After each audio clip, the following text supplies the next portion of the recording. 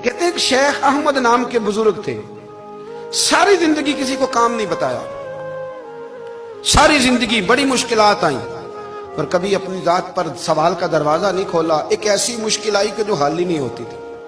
किसी ने उन पर कोई इल्जाम लगा दिया।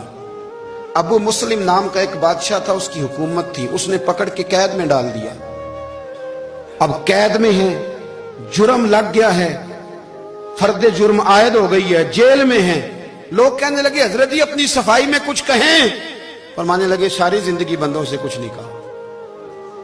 अल्लाह रसूल को पता है मैं बेगुनाह हूं, मुझे कहने की जरूरत नहीं। दाता गानी बख्श अली हजवेरी ने लिखा है, दाता साहब कहते हैं तू यकीन कामिल तो पैदा कर, तू ईमान तो पुख्ता कर।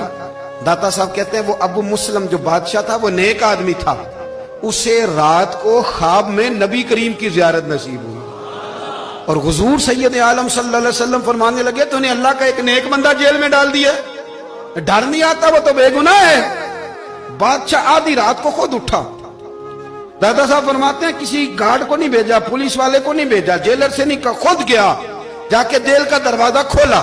दरवाजा खोल के उस दरवेश को आजाद किया, कहने लगा बाबा जाओ, मुझे पता चल गया बेगुनाह है। बाबा जी सलाम करके जाने लगे तो बादशाह फिर आगे आया, हाथ बांधे, हाथ चूमे, कहने लगा हुजूर आप बड़े नेक हैं, मेरे लिए कोई हुक्म हो तो बताइएगा, मेरे लायक को खिदमत हो तो बताइएगा। तो शेख अहमद फरमाने लगे तुझे अभी भी समझ नहीं आई, तुझे अभी भी नहीं समझ आई। कहने लगा हुजूर क्या? फरमाने लगे जो तहज्जुद के वक्त तुझे उठा के मुझे रिहा करने भेज सकते हैं वो मेरी कोई जरूरत बाकी रहने देंगे? मुझे कोई जरूरत पड़ेगी किसी और को कहने की? जो तहज्जुद के वक्त तुझे उठा के भेजते हैं कि जा खोल जाके दरवाजा, वो जरूरत रखेंगे? मेरी जरूरत मुझे रहेगी कि मैं तुझे और कोई काम? अभी भी तुझे समझ नहीं आई।